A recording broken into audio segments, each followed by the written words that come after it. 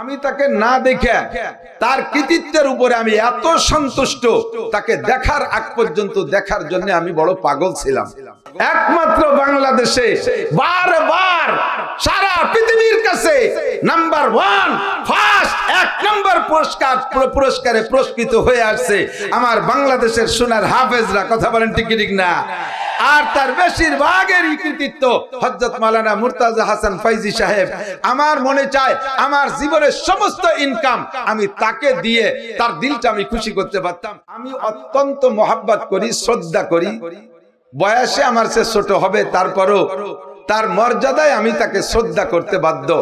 হযরত মাওলানা হাফেজ মুর্তাজা হাসান ফাইজি সাহেব হাফিজাহুল্লাহ দামাত বারকাতুল আলিয়া আতালাল্লাহু উমরা বারাকাল্লাহু ফি হায়াতিহি। একটু সবাই বলি আমিন। আমি তাকে না দেখে তার কৃতিত্বের উপরে আমি এত সন্তুষ্ট, তাকে দেখার আগ পর্যন্ত দেখার জন্য আমি বড় পাগল ছিলাম। একদিন অনেক কষ্ট করে, গত বছর বা তার আগের বছর বহুত কষ্ট করে গরমের সময়, চিনি না, চিনতে চিনতে আমার জীবন শেষ হয়ে গেছে জায়গা পর্যন্ত পৌঁছাইতে। এরপরে এসে শুধুমাত্র সাক্ষাৎ করে গেছি। যেমন বড়দের কাছে বড় ছোটরা যায় সাক্ষাৎ করতে, যেইভাবে লোভ লালসা নিয়ে, আমি এমন একটা লোভ লালসা অন্তরে নিয়ে এসে তার সাথে সাক্ষাৎ করেছি।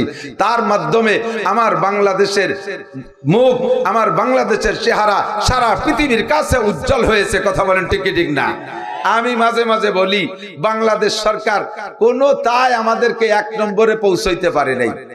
আগে পাকিস্তান চলে গেছে, স্বাধীনের পরে তো কত সরকার দেখলাম, মুশতাক সরকার দেখলাম, তারপরে ইরশাদ সরকার, জিয়া সরকার দেখলাম, ইরশাদ সরকার দেখলাম, খালেদা সরকার দেখলাম, হাসিনা সরকার দেখলাম, উল্টোই পাল্টায় ফখরুদ্দিন সরকার দেখলাম, এখন ডক্টর ইউনূস মিয়ার সরকারও দেখতেছি। এত সরকারের ভিতর দিয়েও কোন ডিপার্টমেন্টকে বিশ্বের কাছে 1 নম্বর করে আনতে পারে নাই। কথা কোন ঠিক ঠিক না?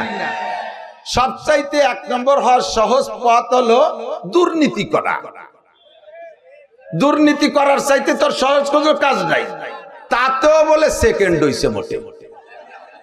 এই দুর্নীতিতেও ভাষ্ট হতে পারি নেই। কারা বলে ভাষ্ট হয়ে গেছে? এপিলাস তারা। আমি এই ঢাকা এয়ারপোর্ট থেকে একবার চট্টগ্রাম যাব, তো এয়ারপোর্টের মধ্যে ঢুকতেছি, দেখি বাংলাদেশি টাইগাররা বিদেশে যাচ্ছে। ক্রিকেট টাইগার, তাকে বইটিয়াই বাংলাদেশ, ওই ক্রিকেটের ব্যাট কয় না, বইটিয়া, ব্যাগে বই পতাকা, কপালে পতাকা, গেঞ্জিতে পতাকা, প্যান্টে পতাকা, আরো যে প্যান্ট দেখা যায় না সে জায়গাও থাকতে পারে, সব জায়গা পতাকা। কয়েকজন এমপি মন্ত্রী আগায় আসছেন, ওনাদেরকে ইস্তেকবারের জন্য, বিদায় জানানোর জন্য এয়ারপোর্টে ঢুকছে। তা আমি দেখে বললাম এরা কারা? কয় যে আমাদের বাংলাদেশের ক্রিকেটার টাইগাররা যাইতেছে 3 দেশে। এরা যাইতেছে প্রথম শ্রীলঙ্কা, এরপরে ভারত, এরপরে পাকিস্তান। 3 দেশেতে হরিণ শিকার করে নিয়ে এরা আসবে। আমি কইলাম কোনোদিন দেখিও নাই, দেখার নিয়ত নাই, চোখের সামনে পড়ে গেছে, যেহেতু একটু দোয়া করে দিলাম যে বাবু কোনো তাই ভাষ্ট দিবেন, এবারে টইয়েছো। বিশ্ব খেলায় যাইও, কোন জায়গা থেকে বিশ্বকাপ তো দূরের কথা, একটা আতল ভাঙ্গা 4 কাপও আনতে পারে না। কতক্ষণ ঠিক না?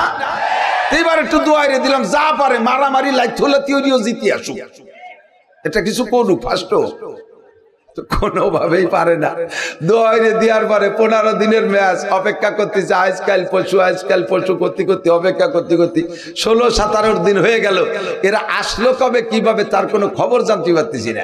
পরে এই ক্রিকেট পার্টি একজনের কাছে বললাম যে তোরা তো ক্রিকেটের ভক্ত, এই টাইগারকে তো সেদিন আমি নিজেই সাথে পাঠাই দিলাম হরিণ শিকার করতে, কি দিয়ে কি আসলো তো বললি টলি না।